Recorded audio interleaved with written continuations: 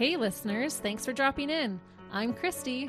And I'm Melissa, and this is Buried Motives, where we dig deep into the details of some of the most gruesome Dirtbag murderers.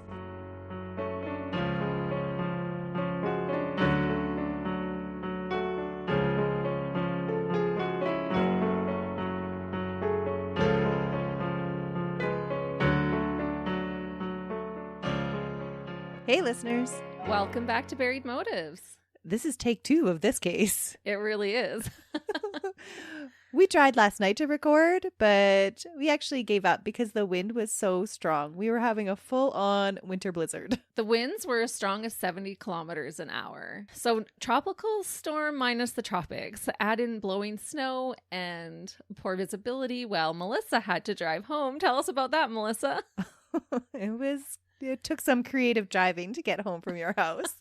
It's not so bad when you're driving in a blizzard and you're in town and you have all the street lights and the house lights to kind of help you gauge where the road ends. When you're out in the country, you just don't have those things. And so there was one point where I actually had to drive home only looking out my driver's side door to find the edge of the road.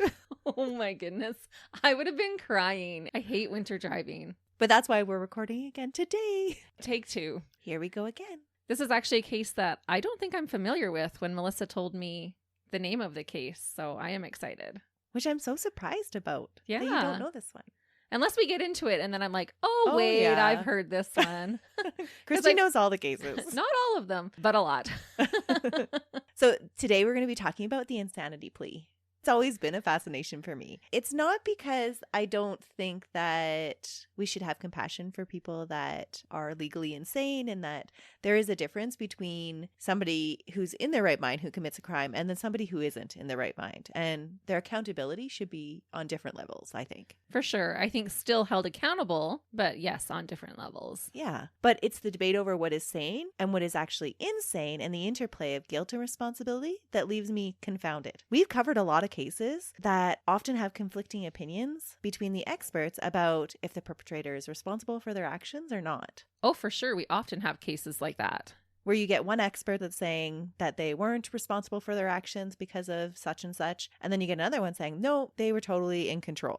Right. And it's that interplay between those different expert opinions that I find so fascinating. It's not so cut and dry sometimes, is it? And I wonder if perps sometimes play on that and try to appear more insane, because we've covered cases like that too, where they act up, in front of the jury or things like that, in front of the media, but then act totally different when left on their own. Absolutely. It's that difficulty to define and diagnose what actually is insanity that makes it so hard for these different experts to come to the same opinions all the time. Right, because it's not just a blood test. But the plea itself has far-reaching effects. And with the case that we'll discuss today, it seems that his sentencing and his subsequent freedoms that resulted from his insanity plea actually led to the death of another individual. Ooh. It's how this man plays the system that I think is fascinating. Wow. So today we're going to talk about Peter Woodcock, also known as David Michael Krueger. Michael Krueger. I know, right? The guy's got the best names ever. So he goes from Peter Woodcock to horror movie murderers. Yes, by choice. Oh, he changes his name to that. He changes his name to that. And we'll get into it. But throughout the case, I'm just going to call him Peter, just so that it's easier to understand. But I will let you know at what point he changes his name to David Michael Krueger. Krueger. Freddy Krueger. Yeah. Okay, let's get back to the case. Peter Woodcock, did you know, was Canada's youngest serial killer? No. Mm-hmm. That's why I was so surprised that you didn't know this case. Yeah, I really don't think that I do. So there are so many sides to this particular case that could have had their own episode. And I think that we'll have to cover them at a future time because they're so fascinating in their own right. Oh, fun. But today we're going to follow Peter's timeline only. I had originally thought that we could do like a case inside of a case, similar to how you did the Paul marriage case. But then there was so much information to cover that we would have been here for days. And we're already on day 2. That's right.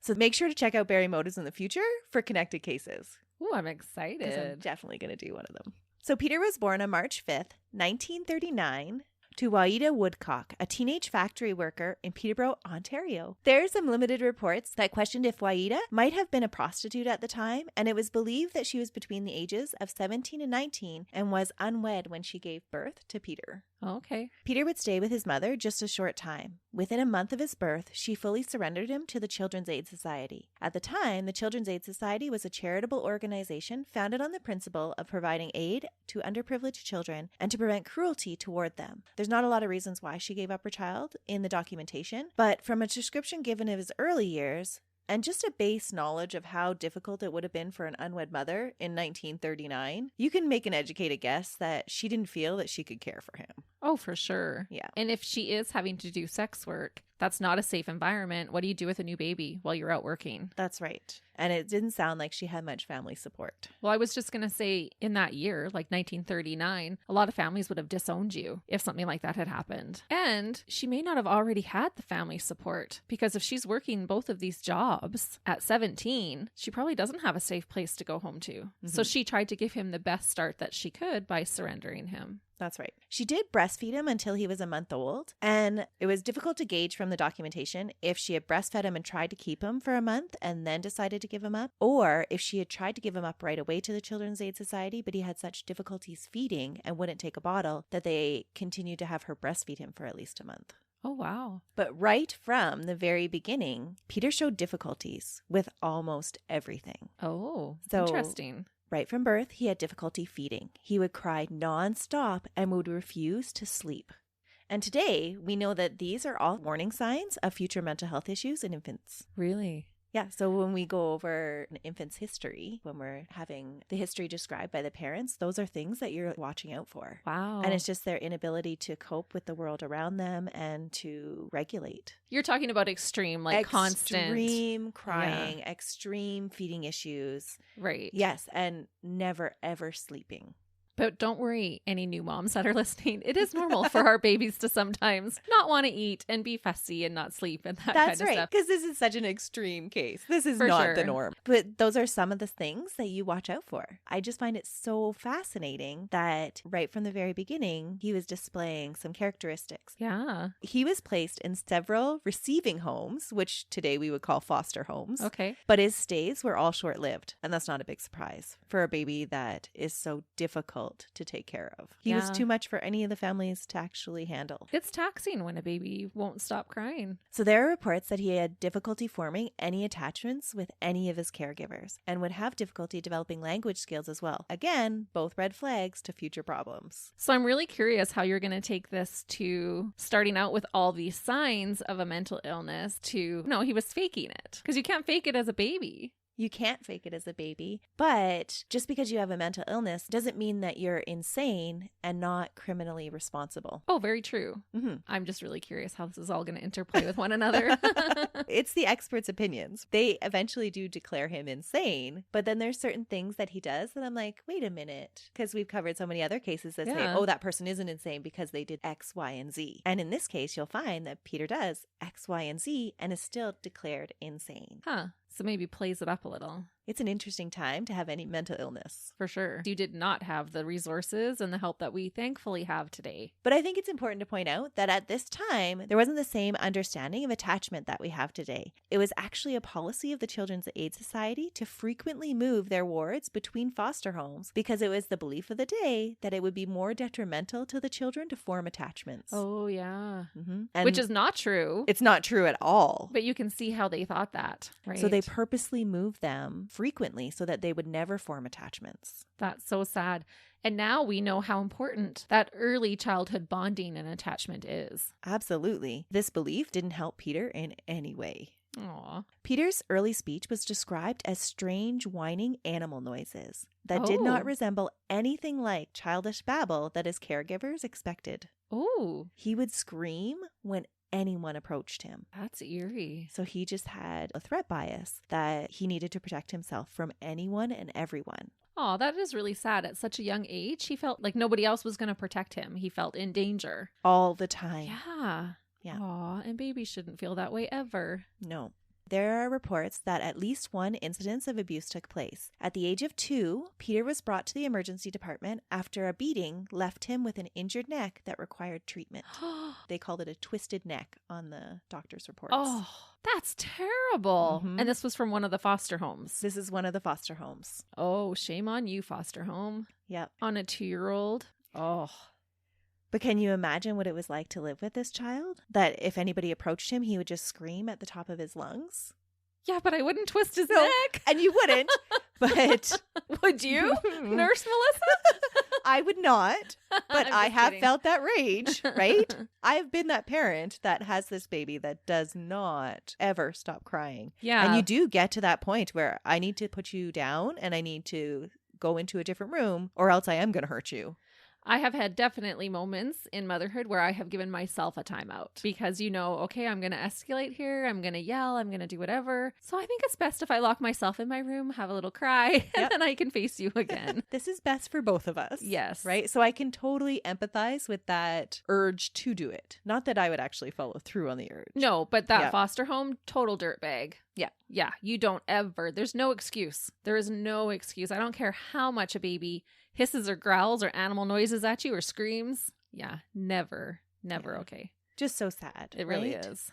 By Peter's later recounts of his childhood, he was ignored for long periods of time and left to lie in darkness, with no one picking him up or holding him. What?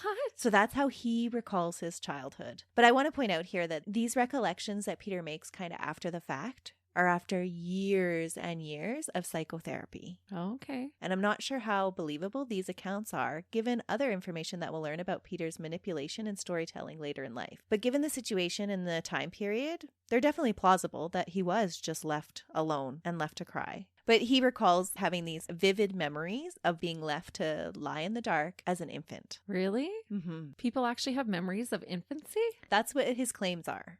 I don't think many people remember much and have a concrete memory of anything much before the age of 3. Yeah, it's saying most between like ages 3 and 4, but some can be like between 2 and 3. And so he's describing these memories he had earlier than that. It is saying that some can be under 2. And if they're profound, and this sounds like it was a profound memory, so who knows? That's how he remembers his childhood. At the end of the day, that's all that matters is how he recalls it and how it affects him. Right. So at the age of 3, things changed for Peter. He was taken in by the Maynard family. Frank and Susan Maynard were an upper middle class family with a 13-year-old son of their own. His name was George. From the outside looking in, the family seemed very stereotypical of the time. Frank worked as an accountant, and Susan was a housewife that cared for the foster children that they invited into their homes. She was described as a forceful woman with an exaggerated sense of propriety. Oh. Susan was particularly moved by Peter's story and his challenging circumstances, and would go on to make Peter's success her personal mission. But she would take this mission so seriously that she would actually neglect her own son in the process. You gotta multitask, honey. Yeah. I was wondering, had you ever felt that your mom took somebody else's side over yours?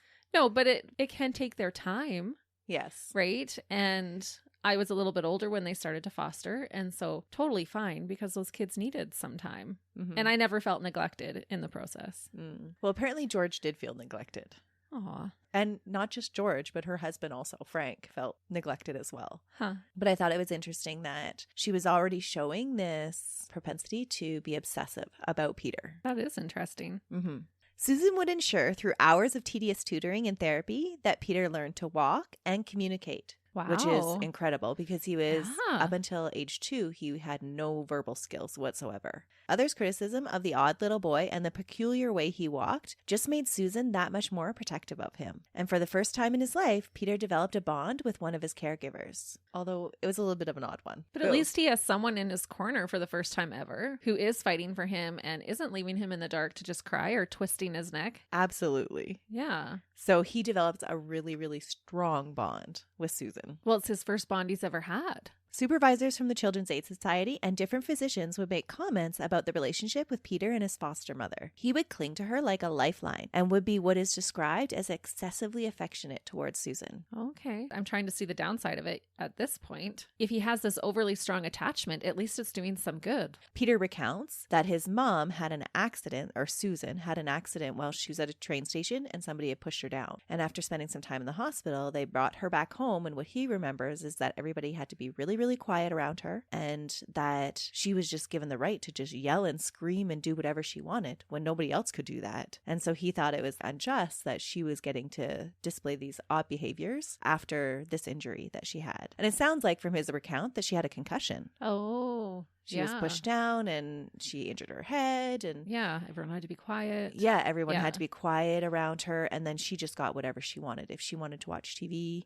then she got to watch TV all day. And then he did say that it was after this injury that she received that she started to abuse him. But that was the only report that I ever found about abuse towards him from Susan. Okay. Yeah. Well, and there can be slight personality changes with a severe concussion too. Yeah. Absolutely. While Susan sounds like she is this fabulous, like caring person, there is some kind of undertones. There's no evidence in the documentation that Susan ever abused him, but by Peter's recounts, there is these undertones that Susan was this domineering, abusive person towards him. Oh. Mm-hmm. It's a really weird relationship between that mother figure and Peter, which we see a lot with serial killers. I was just going to say that is one of our dirtbag details that we posted, is that they usually have unusual relationships with their mothers. Yeah. And so we weren't there at this time, so we don't really know what was actually going on. But I think it's important to note that there were physicians and there were social workers that recognized enough to document that there was an odd relationship between the two of them. Okay. And remember, these are individuals or professionals that are used to seeing and working with kids with mental illnesses and kids with attachment issues. And it stood out to them that this was excessively affectionate. And then by Peter's own recounts, that he called the relationship abusive later in life. Okay, so there's some red flags for sure. Yeah, but no hospital records like he was when he was 2. Right.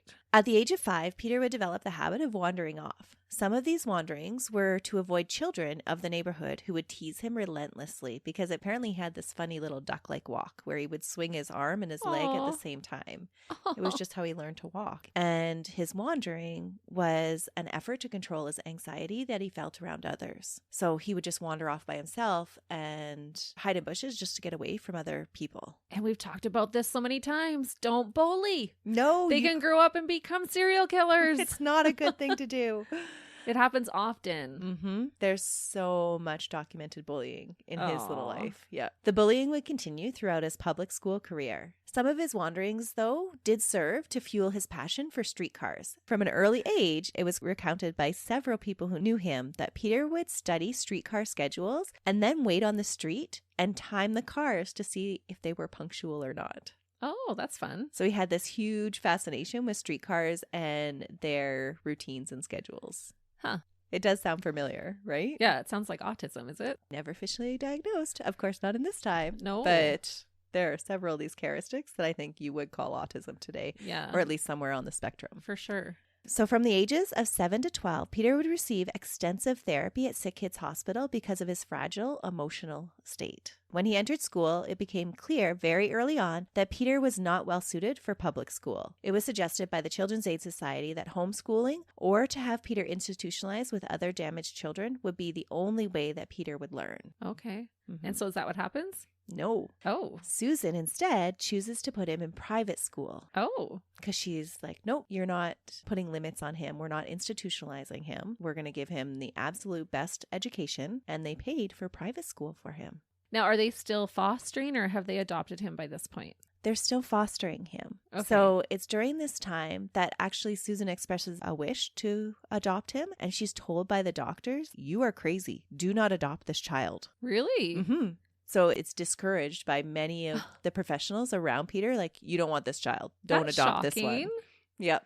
That's not nice. Yeah, I know. Every kid's adoptable. Nope. Apparently Peter was not. Oh. So that's the kind of mentality he grew up with. The professionals in his life was, no, he was not worth the effort. You should institutionalize him. Oh, for sure. But in the 50s, that's what you did do. If you had any type of birth defect or issues at birth, they went to an institution. And that was just what was accepted at that time. It was actually believed that the institution would be able to provide a greater care for these specialized individuals. Right. Wasn't there even a scandal about that in the royal family? Yeah. Yeah. 2 of the Queen's cousins, they were locked away in a mental institution. And the family members didn't even know that these girls had... No, it was all very hush-hush. That was just what happened at the time. Well, at that time, it would have been an embarrassment to the monarchy, right? And so... That you would actually have that genetic gene pool? Yeah. Absolutely. Yeah, it's all hush hush and swept underneath the rug. They went to the institution, and that's where they spent the rest of their life. That's so sad. Mm-hmm. And that's what was being recommended to Susan, is that, no, you definitely don't want to adopt this one. What you need to do is put him in the institution. But Susan chose to put him in private school instead. So this foster parent who wasn't adopting this child, which I think is a stand-up move, she just saw that he needed something different and she wasn't willing to commit him. Peter would attend the small school of Waycroft, but even in this environment, it was not suitable. And the Maynards would come to agree with Peter's doctors and the Children's Aid Society that he would require education at the Sunnyside Children's Centre in Kingston, Ontario, because of his fragile emotional state. Okay. And Sunnyside was a specialized school for troubled youth. It wasn't his academics that suffered at school, though. He was a rather smart boy, getting like 100% on his tests. And all of his teachers said that he was this polite kid that readily answered and was almost like a know-it-all. Oh. He had an impressive memory for details, and his difficulty with speech had subsided, and he could now express himself with a strong vocabulary. But it was the vocabulary of an adult, not that of a child. Oh, so he went from one extreme to the other. Yeah. From no verbal skills to highly advanced verbal skills. Yeah. But still communicated in like a really odd fashion for a child. In social settings, he couldn't keep up with the normal children's rules of engagement. He would often be left out of play for being small and weak and strange. It was noted that he could direct play among smaller children, but had significant challenges when it came to children of his own age. The older kids easily picked up on his oddities. He would be boastful and talk about strange things. But he did really, really well with older adults who could make allowances for his odd social, like him missing social cues, because they made up for it. Where kids couldn't. Right. And he only ever bonded with Susan, so he was comfortable more in an adult situation than with other children. Absolutely. And when he was with children, he hid from them. His interactions with other children would leave him fearful and resentful towards them. Oh, no. Mm-hmm. Is he a child killer? He is. Oh, no. You didn't warn me about that. Shall we throw in a warning now? This is about child killing, and it is brutal. Oh. Peter did find solace in imaginary worlds that he would create. Peter's imaginary worlds weren't typical of other children his age. The fantasies would be full of curious cruelty and the urges that Peter had. One particular one that Peter would entertain later in his youth was one about being a leader of a gang called the Winchester Heights Gang, a gang of 500 youth that would follow Peter around on his bike.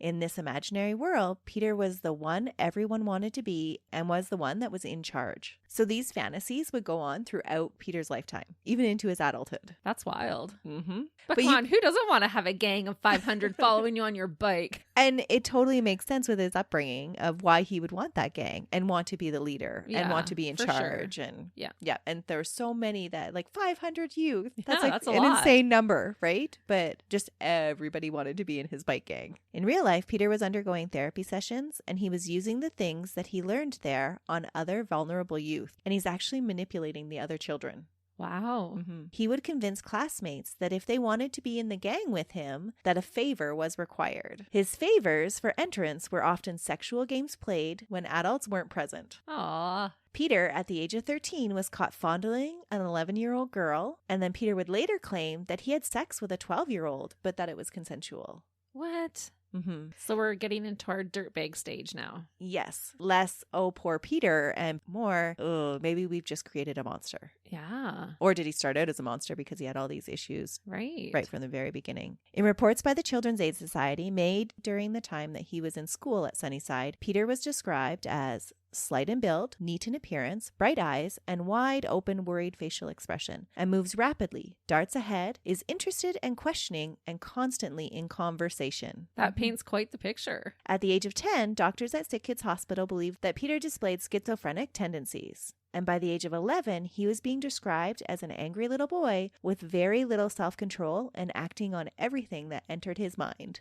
Ooh, so no impulse control. No impulse control. And that's dangerous.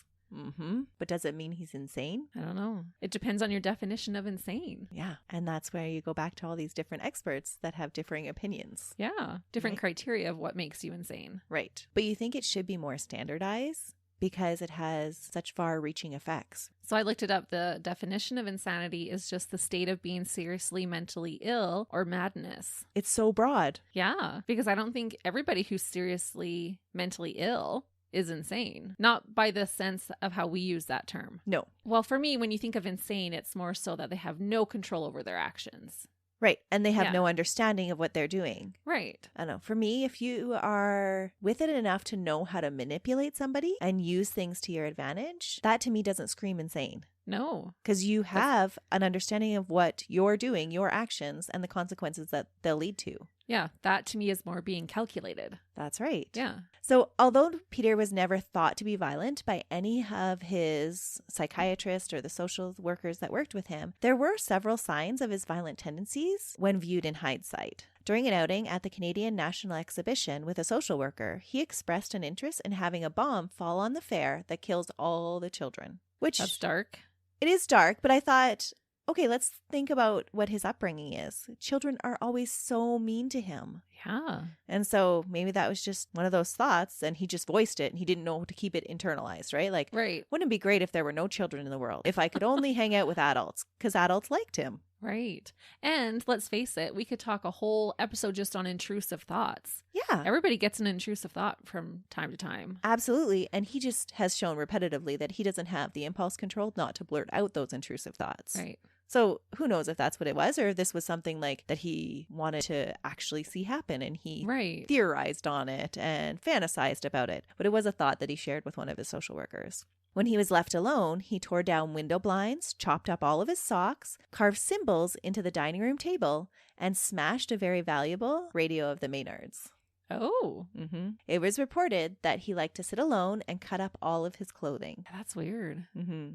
One day, Susan left the house for 20 minutes and came back to find her canary dead. Peter had laid it out on the piano, surrounded by candles.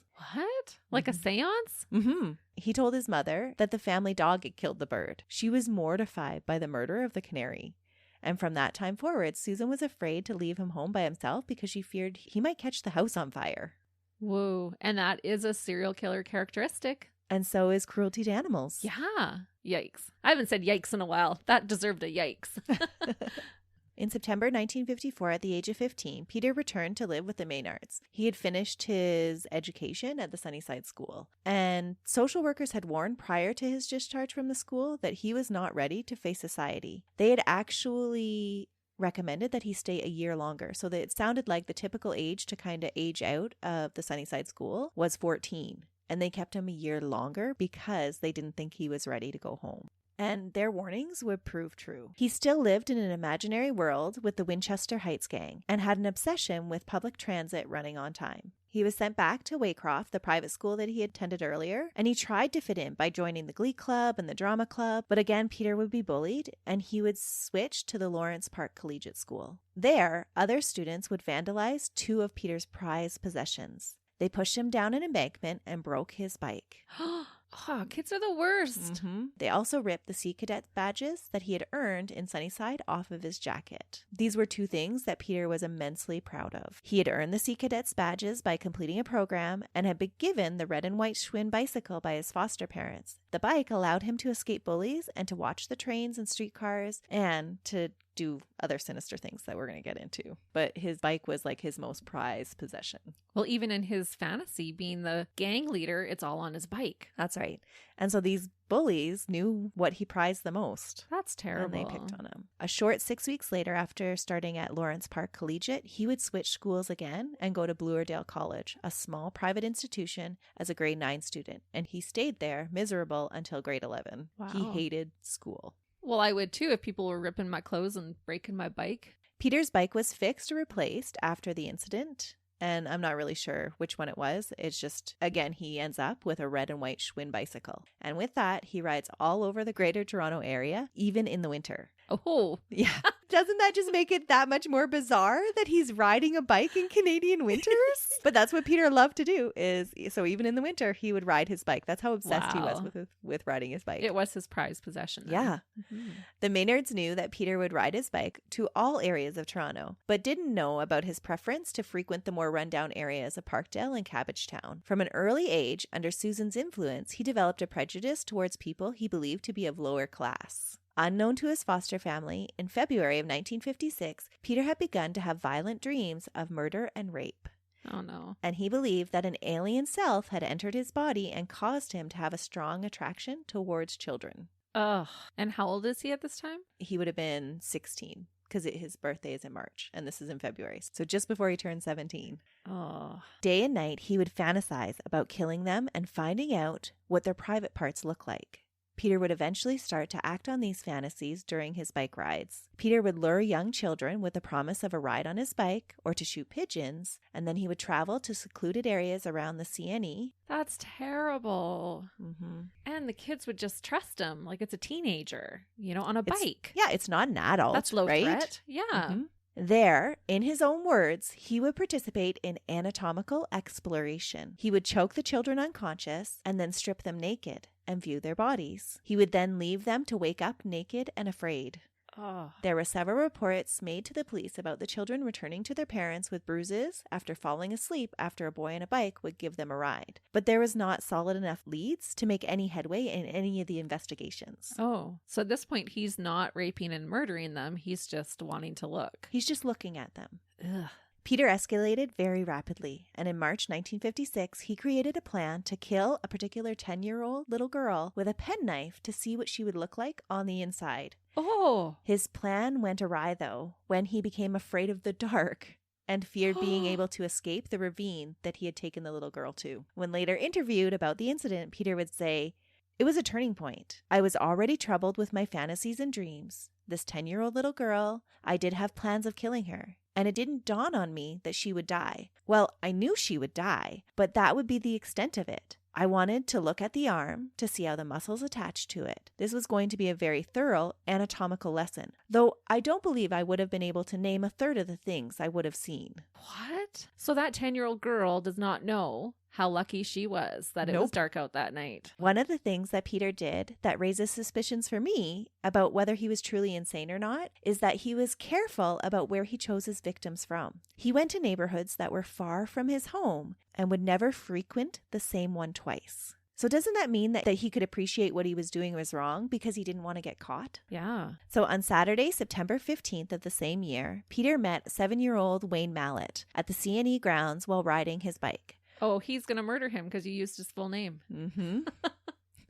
Wayne's family was visiting his grandmother, and he had been denied going with his older brothers to a movie theater. As a consolation prize, his parents had told him to go explore the CNE grounds. Because the grounds were so close to the train tracks, and they knew that Wayne loved trains, as most young boys do, they had kind of said, okay, you can't go to the movies, but why don't you just go explore the train tracks? Oh, how would those brothers feel after? Mm-hmm. Like, we should have just taken him to the movie. Yeah. At the time of his encounter with Peter, Wayne was wandering around alone. Peter took the little boy to a hidden place just west of the Dufferin Gates with the promise that they could see the trains close up. There, he tried to get Wayne to play what he coined sex games. But when Wayne refused, Peter lost his temper. Wayne was found in the early hours of the 16th with his face pushed into the dirt with 2 bite marks found on his body, one on the boy's calf and the other on his buttocks. Near his body, police found pennies ritualistically scattered, human feces, and bicycle tire tracks leaving the scene.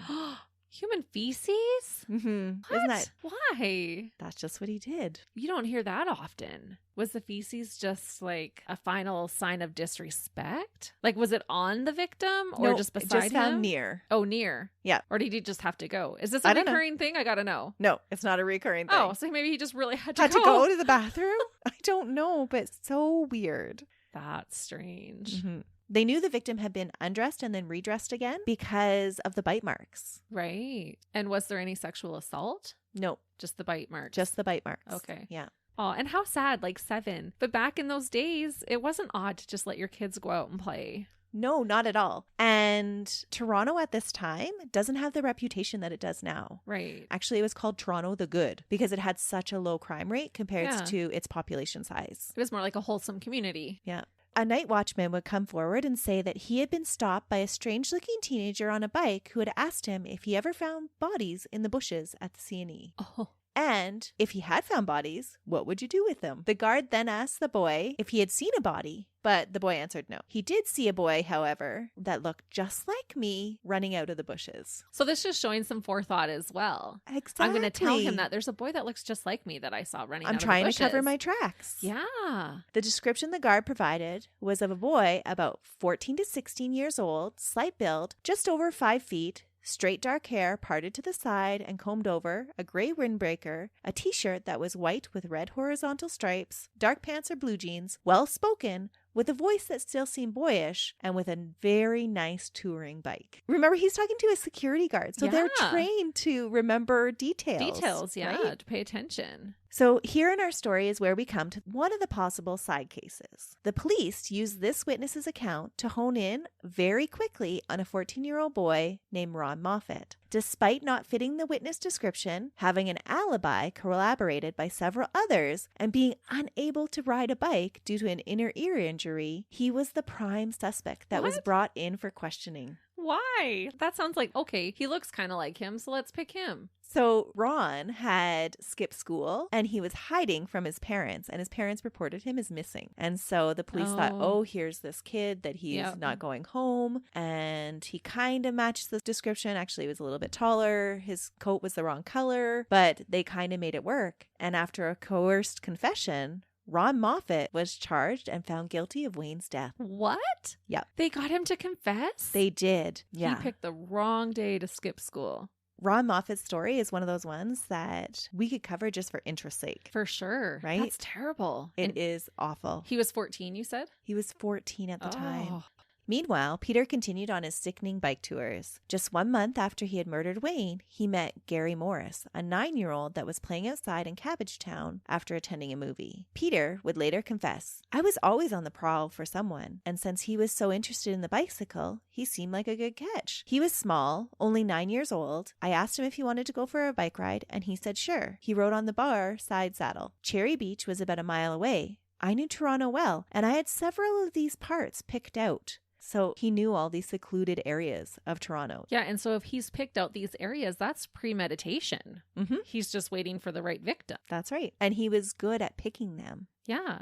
Mm-hmm. And he totally knows it's wrong. Oh, he absolutely does. Yep. Once he had the boy in a secluded area, he choked him unconscious and then stripped him naked, and then began to viciously beat him while the boy lay prostrate on the ground. Oh. I wonder if he was wanting to get out that rage. You know, how the kids had picked on him. He never actually gives an explanation of why he beat this one, but it's a good guess that it was rage against other children. Gary's mother reported him missing that night at 8 p.m. But unfortunately, although Gary's friend gave a witness statement that said he had ridden away on a bicycle with a teenage boy, the police believed that Gary had run away because he had done it in the past, and his body wouldn't be found for 10 days. Oh, no. Mm-hmm.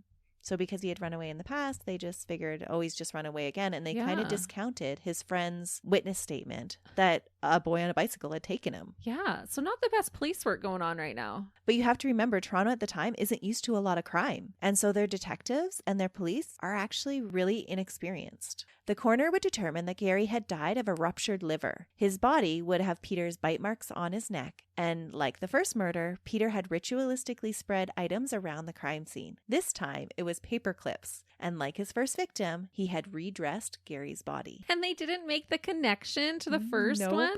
Despite the obvious similarities between the two crime scenes, no connections were ever made. Okay, I'm standing by my statement then. Shoddy police work. The police continued to believe Wayne's murderer was safely behind bars, and Gary's murderer was their only focus, and Peter wasn't a suspect. And it just happens to be two different teenage boys on a bike, biting them, redressing them, putting little trinkets around them. But you have to remember that at the time, there was no concept of a serial killer. That term actually wasn't coined until 1981. Right, but they still have brains and can think, maybe this was the same There's person. A connection. Even if there isn't a name to describe what this person is, someone can kill more than once. But they think that they've already found the murderer for the other guy. Come on. Yeah, it looks very obvious looking back. It does. Peter's next victim was Carol Voice. On January 19th, 1957, after finishing his Saturday chores, listening to some music, and visiting some stores after lunch, Peter came across two young children playing outside. After asking the children their ages, Peter chooses 4-year-old Carol to take for a ride on his bike. Aw. Peter would take the young girl to the Bloor Viaduct. When she wasn't watching, Peter grabbed her from behind and began to choke her. As he choked her, Carol fought back. She ripped her fingernails against Peter's clothes and tore at the mud. When Peter eventually overcame the 4-year-old and she became unconscious, he undressed her and looked at her body. But this time, looking would not be enough. He molested her with his fingers and then inserted a tree branch so forcefully into her vagina that he caused an internal hemorrhage that would lead to her death. No. Mm-hmm. That's terrible. He's an extra dirtbag. So disgusting. Peter redressed Carol and then tried to leave the crime scene, but he had difficulty climbing out of the ravine and took his frustration out by beating Carol's lifeless body. Oh. When he eventually made it out of the ravine, Peter was seen by numerous witnesses. He randomly blurts out, "If there's a murder down there, they'll try to blame it on me," to a passing University of Toronto professor. What? Just so bizarre. It's like, just shut your mouth. You don't want to blurt things like that out. But this kind of goes to, he knows what he's doing, but he doesn't actually have a full understanding of all the consequences. Right. So then I go back to, well, maybe he is insane. Yeah. But it doesn't sound like he has any regard for human life. None whatsoever. Carol's disappearance was reported within 10 minutes of her leaving with Peter on his bicycle. And within 90 minutes, police were searching for her. Unfortunately, they would find her frozen body at 11:09 that night. The end of the search was signaled by 3 rifle shots. Oh my goodness. That's a parent's worst nightmare. And police are still not connecting? Well, this is where they start to make the connections. Okay. The media took hold of this third victim and panic spread like crazy, with breaking news reports interrupting TV programming and newspaper headlines overflowing from the first page over to page 5. Toronto was rocked by the 3 murders of 3 small children in the space of 5 months. A massive manhunt was initiated that involved more than 2,300 police officers, questioning every teenager that resembled the composite drawing from witnesses. 2,300 police officers? 2,300 police officers. Okay, so now they've stepped up their game. That's right. Yeah, they've redeemed themselves a little in my eyes now. Yeah. The likeness of the drawing was uncanny to Peter, but no one seemed to pick up on it when Peter visited the police station on Sunday morning, the day after the murder. He was a frequent visitor to the station and said years later that he did so because he didn't want to break his routine and appear more suspicious that way. Okay, maybe I take back my other statement. He literally walks into the police station and they have this sketch of him and he's standing right in front of them and they didn't make the connection. No, because he was this boy that they all knew. He was just this odd teenager that they all knew. Yeah, big whoop. He's right there. That's even worse because he's familiar and you see this composite sketch and he doesn't occur to you. No. And he rode up to the police station on his bicycle. Literally, they were handed him on a silver platter. Yeah. And they're like, well, have a good day, Peter. The next morning, while sitting with his foster brother George, who was then a law student, Peter was questioned about what he had been doing lately by him after his brother looked at the drawing in the newspaper. Oh, good for him. Mm-hmm. At the same time that Peter was being questioned by his brother over the breakfast table, a local police officer was recalling an incident report of a 10-year-old girl that had been previously reported missing and was later found in the presence of a teenage boy, Peter Woodcock. The incident report still had the boy's address, and the police officer had a hunch and made a visit to go and question Peter. Okay. It didn't take long for Peter to confess to all 3 murders, being unconcerned with the horror that he was describing to the police officers, only concerned about Susan finding out about what he had done. And what he said was, "My fear was that Mother would find out. Mother was my biggest fear. I didn't know if the police would let her at me." Whoa. So that is showing a childlike mentality. A childlike mentality and a fear of being abused. So maybe she did abuse him after her head injury. Yeah. As long as they promised to protect him from his mother, he kept blabbering on and on. As he walked them through the crime scenes, he told them, "I have actually attacked many children, even though I love children as a rule. I have felt sexually inclined to. I won't go into the number of cases, but will say that there have been about 11 or 12 of them before I met the girl, that is, for this case. I feel relieved now that I've told you the truth because I was worried. Whatever happens, I don't want to go home tonight. I don't want to have to face my parents." While awaiting trial, Peter was a model prisoner and would talk to anyone who would listen about his crimes and his anatomical explorations. Peter Woodcock was tried only for the murder of Carol Voice. On April 11, 1957, after a 4-day trial, he was found not guilty by reason of insanity. The law requires 2 things to be proven for an insanity defense. The person on trial committed the crime, and that he did not fully understand the nature or the consequences of his actions. And so it's What? not really that he's mad and insane, but did he understand the nature and the consequences of his actions? Did he know that what he was doing was wrong? And did he know that what he was doing would kill those people? I say yes. I think so too. Yeah. Because even as he's walking out of the ravine, if you see a dead body there, it wasn't me. Yeah. So he knows that he killed that person, and he knows it's wrong because he's worried that his mommy's going to find out. And he knows enough to go to different neighborhoods so that he can keep doing it. For sure. Mm-hmm. Does he have mental impairments? Absolutely. Yeah. Should he be held responsible? Absolutely. But they don't find him responsible. And why is he not being tried for the other boys? Well, for at least the one, because with Wayne, they already incarcerated somebody else for him. No, but why not the other boy? He goes on and he admits to them, but Yeah. they only bother putting him through the trial for one. Peter would go on to testify of Ron Moffat's innocence in March 1957, resulting in Ron's conviction being overturned. Oh, good. It wasn't that he's like, oh, somebody else is taking the blame for me. It was, he can't take credit for my murder. Huh. Well, good for Ron that he did. So he would get out. right? But yeah, poor Ron's Ron. story is awful. So he spent almost a year in prison and it changed him forever. Oh, I bet. Mm-hmm. Psychologists argued that Peter had a lifelong pattern of not recognizing the consequences of his actions and therefore was not responsible for his actions. So that's how they deemed him not guilty by reason of insanity. Okay. Peter was sent to the Oak Ridge Division of the Maximum Security Penetanguishene Mental Health Center in Penetanguishene, Ontario. And Oak Ridge was the only institution of its kind in Canada. Its purpose was to provide custodial care for the criminally insane. Peter arrived at Oak Ridge at 11 a.m. on April 20th, 1957. At the time, he was 5'5" and 105 pounds, and with him he brought a bathrobe, 3 Bibles, a suit, a pair of eyeglasses, a handkerchief, and a set of street clothes. Oh, 3 Bibles. Was he religious? Susan was. Okay. Maybe she packed them for him.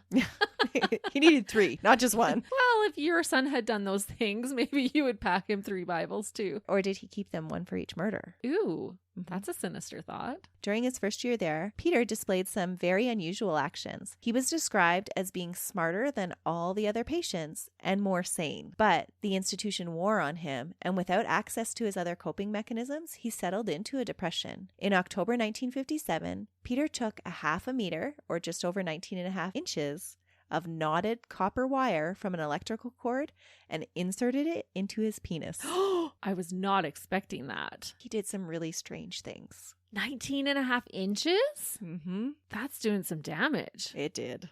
Susan, ever his advocate, became concerned over this event and Peter's intentions with it and began corresponding with Peter's psychologist. These letters would continue into the late 1960s. And apparently having some communication and knowing that Susan still cared for his welfare was enough to lift Peter's spirits. Oh. So nobody really understands why he did this. Was he trying to just hurt himself? Was he after the sensation of it? Was he trying to commit suicide? Like, nobody knows. Not that that's a good way to commit suicide. No, I was just going to say, there's other things he could have done with that wire than inserting it. Any male listeners, I bet, just cringed. Like, no tomorrow. 19.5 inches. Yeah.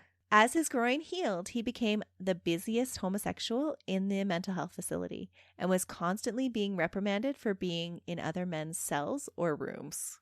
After that? Mm-hmm. After his groin had healed, he gained this reputation of being everywhere with all of the men. And because he was smarter and what other people deemed as more sane, he was able to manipulate the other inmates or patients. Huh. So I wonder if him doing that, like inserting that copper wire, was more of a sexual thing then, because now he's like sexually charged and going for it. Oh, I think so. So Peter developed a habit of exploiting the other patients. While in Oak Ridge, Peter formed an extension of his bike gang, only now he referred to it as the Brotherhood. Peter would convince other less sane patients he had connections with the outside world and even outer world connections. Peter would use entry into the group's exclusive ranks as trade for oral sex or to receive personal gifts from other patients, which he's done before. Right. Mm-hmm. Which, yeah, to me is showing, like, if you're able to manipulate someone and knowingly manipulate them, that's kind of a sane thing. Mm-hmm. Or was it that he wasn't actually knowingly manipulating them, but he was just doing things to his advantage? Yeah, maybe. Peter's imaginary intergalactic gangs weren't the only strange thing to take place at Oak Ridge. The 60s and the 70s were an interesting time to be a patient at Oak Ridge. There were many controversial therapies inflicted on Peter, all trying to treat his psychotic tendencies. Peter was given LSD and other personality-breaking drugs. Yeah, that was quite the experimental time, wasn't it? One rabbit hole or deep dig that I followed was how much LSD is used in psychotherapies after reading that one client who was named in a class action suit against the treatment center received 200 micrograms of LSD as a therapy. So Whoa. 200 ampules. Oh my gosh. How is he still alive? How did he not overdose on that? Well, it wasn't all at once, but that's in the course of his treatment. I was That's like, what that he would kill got. him. In the course of his treatment, that's what he got. That's a lot of LSD Yeah. for a drug that we know actually causes psychotic tendencies. I was going to say that would make you insane. Mm-hmm. Peter was also subjected to a therapy called dyads, a personality-breaking therapy in which inmates challenge each other's belief systems while handcuffed naked together. Inmates called this therapy the 100-day Hayden. I don't know if I've ever heard of that one. And so this was one of those other whole side stories that we could do are what were the psychiatric treatments in the 60s and 70s? And that 100-day Hayden or this dyad therapy was the same treatment that Ted Kaczynski, the Unabomber, received prior to committing his crimes. Whoa. So would they leave them naked for 100 days? Yeah, that's what it sounds like. The purpose of it. That sounds like a terrible idea. In 1967, Oak Ridge was outfitted with a total encounter capsule. The capsule was a soundproof, windowless, 8x10 room. Inmates or patients were stripped naked and pumped full of LSD, uppers, and truth serum in an attempt to get them to bear their innermost feelings. Peter would be held in this womb-like capsule for days at a time until the 1970s when the program was abandoned. It sounds like all these therapies are just going to create more insanity in their patients. Yes. Peter did not respond well to any of these therapies. Well, No. Who would? What the therapy did do was encourage fellow psychopaths to take part in something similar to group therapy, encouraging them to share their innermost thoughts with each other. And this practice is really debatable today. Psychopaths like Peter often use interactions in a group setting to learn the vocabulary and the body languages to mimic others and then manipulate others with it. Yeah. By Peter's own self-admission, this is exactly what he used the years of therapy to do. See, calculated. Peter would use the buzzwords that he learned in his extensive therapy sessions to convince others that he was actually being cured of his impulses. Not that he was able to fully mask his sanity like Ted Bundy was, because he had all these autistic-like tendencies. Right. But he says himself that he masked. Which shows that he's knowledgeable as to his condition. In 1982, Peter officially changed his name to David Michael Krueger. How fitting is that for a psychopathic murderer? Yep, perfect. And again, I had to do a little bit of side research because the connection seemed a little too much to be a mere coincidence. But it turns out that that's exactly what it was. Peter, now David, had not seen Halloween, and Nightmare on Elm Street would not be released for another 2 years. And then I thought, well, maybe the writer of Nightmare on Elm Street got his idea from Peter. But in an interview, he said that he did not use Peter as a basis for his horror film either. His character was based on a schoolyard bully from his childhood that had a similar name. Oh, I never even thought about like writers using their own, like, yeah, that little Billy Krueger. He was the worst. I'm going to turn him into Freddy. And that's apparently the Elm Street was the road that he had to travel down. Oh, because he probably had nightmares about him. Yeah. Oh. From being beat up. Peter would claim that he changed his name because he believed that the alien body he associated with driving his negative urges was attached to the name, and that he wanted to choose a name that had less derogatory nicknames associated with it. Oh, the whole Peter Woodcock thing. That's right. I'm not so sure about the first one, but you can definitely understand the second one. Yeah. With his new name, Peter convinced the hospital staff and the psychiatrists that he was cured and would be a prime candidate to move to a medium security Brockville Psychiatric Hospital in 1989. There, Peter enjoyed more freedom. He had supervised outings to Smith Falls Railway Museum and was even taken to the movie Silence of the Lambs. No. Yes. You don't do that. They took a psychopathic killer to Silence of the Lambs. Did they give him a notebook and a pen so he could take notes? You take him to The Sound of Music. No, nothing with children in it. Oh, true. Take that back. Peter also rekindled a love affair he had with Bruce Hamill. Bruce has a whole story himself that we could devote a whole case to. Bruce had been convicted of murder and had been a patient of the hospital, the same as Peter. He had been released because he was no longer deemed a threat to society and now worked at a security job in an Ottawa courthouse. In a courthouse? Yep. Wow. That's putting a lot of power into a murderer's hands. But he's cured. Huh. He definitely is one of those ones that we will revisit again because he has such an interesting story. Yeah, I'm intrigued. Peter convinced Bruce that the Alien Brotherhood would solve all the difficulties that he was experiencing in his life at this time. All he had to do was a ritual that involved killing another patient of the Brockville Psychiatric Hospital. Dennis Kerr. Dennis had spurned Peter's sexual advances and would be the focus of Peter's next murderous plan. So this time he's actually planning it out. Yeah, and it's a revenge killing because he dismissed him. Yeah, it appears that way. Sounds pretty sane to me. I mean, it's not. You know what I mean? Okay. But Yeah. you know what I mean? Like, it's like he's giving that forethought. On July 13, 1991, Peter had earned his very first citizen-supervised day pass. Bruce would be his escort. It was his first unsupervised release in 34 years. Whoa. So the two lovers had been planning their outing in detail for quite some time. The two told staff that they planned to eat out at several restaurants in succession and then were planning to return to the hospital to watch a movie together.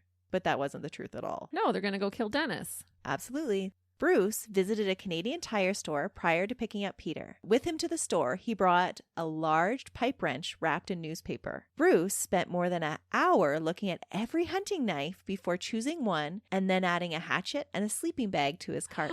When he paid for his purchases, the store clerk offered to bag his other item, the pipe wrench, into 2 shopping bags. Bruce would make one last stop to a pharmacy to buy a pack of Nidal. Shortly before 2 p.m., Bruce arrived at the Brockville Psychiatric Hospital to sign Peter out, putting his sleeping bag that concealed the weapons on the counter while he signed the papers to get Peter out of the hospital. So he has like a kill kit right there with him. Yeah, and he just sets it on the counter as he's signing out Peter. Whoa, that is wild. From there, the couple went to the nearby woods located on the grounds of the hospital, nicknamed Procreation Park by patients of the facility. You can guess what kinds of activities took place there. That's Makeout Park. Yep. They went to an area that they had previously chosen and hid the weapons and the sleeping bag. They then went off to find Dennis Kerr. Dennis was a 27-year-old patient of the Brockville Hospital and somewhat of a musician. The two met just the person they were looking for on their way back from hiding their materials. Peter had already agreed to loan Dennis $500 to buy a drum set and had previously set out the terms for the loan. So Dennis was actually out looking for them to get his money. When the couple came across Dennis, Peter told him that he would have to go and retrieve his money and that they would meet him at the sumac grove to give it to him. Where they have their kill kit conveniently waiting. The two signed Peter out for a second 3-hour pass and rushed back to the sumac grove to await Dennis's arrival. So they knew they needed more time. He only had so much time on these passes. So he went back, signed himself out again. Bruce signed him out again. And they run off to the sumac grove to wait for Dennis to show up. Wow. It's like putting more money in your meter. Yeah. Wait, we're not done yet. When Dennis arrived, Bruce played like a decoy, luring Dennis into the grove. And Peter jumped out from the bushes and struck him across the back of the head with the pipe wrench. Dennis's last words were, "What did you do that for?" Aww. Before Peter hit him again. So he was totally blindsided. Mm-hmm. Bruce then jumped right in and started stabbing crazily. The two then proceeded to hack and stab Dennis's body. In a half-murder, half-dissection-like way, they started mutilating the body and nearly severed his head. Oh. Peter later said that he was particularly excited to hear the death rattle and felt that he saw the man's spirit leave his body. Ugh. Bruce began the ritual he needed to do for the Brotherhood's acceptance. He and Peter, both drenched in blood now, sodomized the dead body and began to chant around it. When Bruce had completed his part, he took the Nidal that he had purchased and laid down and went to sleep naked in the sleeping bag. Ew, covered in blood. While Bruce drifted off, Peter watched the body and continued to poke at it. When bored with Dennis's body, he went over to Bruce's sleeping form and ran the knife over his naked chest and testicles, but ultimately decided against killing him, feeling that he had done enough already. Did he cut him? Nope. Or just like gently? Just gently running the knife over him. And Bruce had no idea because he was asleep with the by medicine. This is by Peter's own admission. This is what he did. Yikes. And wouldn't that be practicing restraint? That's true. Good if you're point. if you're this crazed killer, would you be able to practice that restraint? Right. And this is his boyfriend. Mm-hmm. So there's some emotion probably in there that stopped him from doing it. Maybe. All of this was done within an hour of Bruce signing him out of the mental hospital. Oh. The first time that he had been without supervision for 34 years. Whoa. And it's overkill. Like he didn't just... No, he just went to town. Small little crime. He went right for it. Mm-hmm. Which proves that he is not fit to be put back into society. No. He should be locked up forever. Yeah. And had he been declared sane and responsible for his actions, he would have probably got the death penalty. Yeah, maybe. Who knows with the justice system? He could be out on parole. Yeah, that's true. He might get out easier. If I don't he think had back been. at this time. Just judging from what Ron Moffat's sentence was. That's true. Peter then left the crime scene and walked straight to the Ontario Provincial Police Station, turned himself in, saying, "I want to turn myself in. I've committed a horrible crime, and I deserve to spend the rest of my life in a penitentiary. I killed someone. I didn't do alone. There's another person involved. He's still there. He's a very dangerous man." Peter then took them straight to the Grove, where they found Dennis's mutilated body and Bruce thrashing around naked, tormented by bugs. When the police arrived, Bruce believed that they were the promised alien brotherhood coming to take him. Oh. As the police approached, he started screaming at them. "Are you here to take me? I'm ready. I've done everything you wanted. Where do I go? Is your vehicle here?"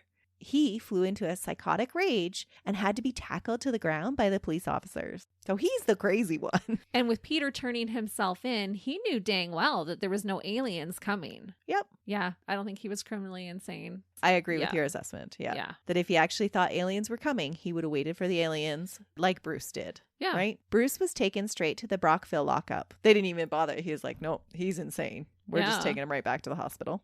But Peter was held in the city police lockup after receiving stitches to his hand because he had sustained a cut during the attack when he was doing all the stabbing. There, he was so aroused by the events of the night that he masturbated the whole time he was in the jail cell that night, in full view of everyone. The whole night? The whole night. It's reported that in a 10-hour period, it's estimated that he masturbated at least 6 times. Just out in front of everybody. Like, yeah. He doesn't even care. Yeah, but he has spent 100 days handcuffed to a different guy, naked.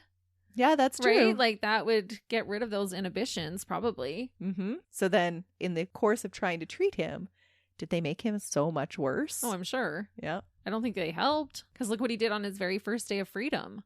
Mm-hmm.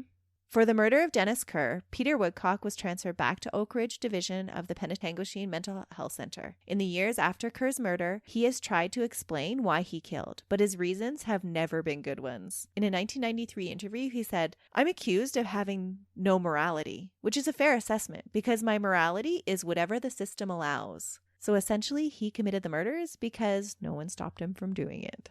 On March 5th, 2010, on his 71st birthday, Peter died of natural causes. And that is the bizarre case of the dirtbag Peter Woodcock, a.k.a. David Michael Krueger, who was so insane that he was not held accountable for his crimes, yet sane enough to manipulate fellow patients and fool psychiatrists and lawyers into giving him a chance to murder again. Wow. No, I think he was sane enough to be held accountable. And if he had been sent to prison, he likely wouldn't have gotten out and been able to murder again. No, I don't believe he would have at all. Well, you did dig deep on this case. You gave us a lot of his history and... lots of following rabbit holes. Oh, I can see how that would happen in this case, for sure.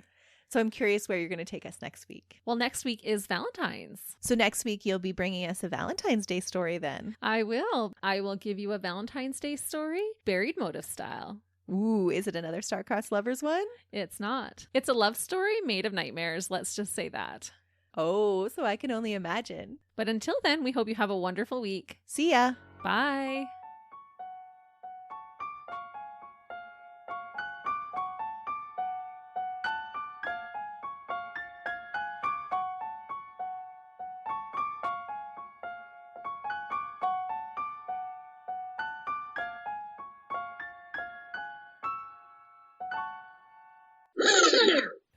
Do we record or not record? That is the question. If we're not breaking wind, it's just the wind outside. You know I'm leaving that in No, there, you right? can't. I was waiting for it. I knew you were going to say it. I didn't know until I said it. So you know me better than I do. We should have just recorded all the stuff I said earlier. Okay, insanity. Yeah, we're all going insane here. That's what we're doing. Who is also known as David Michael Krueger. You're already giggling, Christy. Remember we established that we're like teenagers over here. You did this on purpose, didn't you? She's like, yep. I did. Saw it, had to do it. Came over it. I knew you were going to say that. I knew it. I'm like, she's going to go for Friends. I'm not politically correct. Throw this thing from it. There wasn't the same understanding? You got him. You got him. You got him. You got him. You got him. Yada, yada, yada. You got him. You got No, she can't say it right at all. He would study the streetcar. a streetcar. A streetcar. Do you know what that is? Hey, if you know it all, you might as well be a know-it-all. Yep, that's right. That's what happens when you stick electrical cord up your woo. Electrically charged, yeah. Famous last words. I don't think Maybe we need to should listen. listen. To it. Okay, hang on.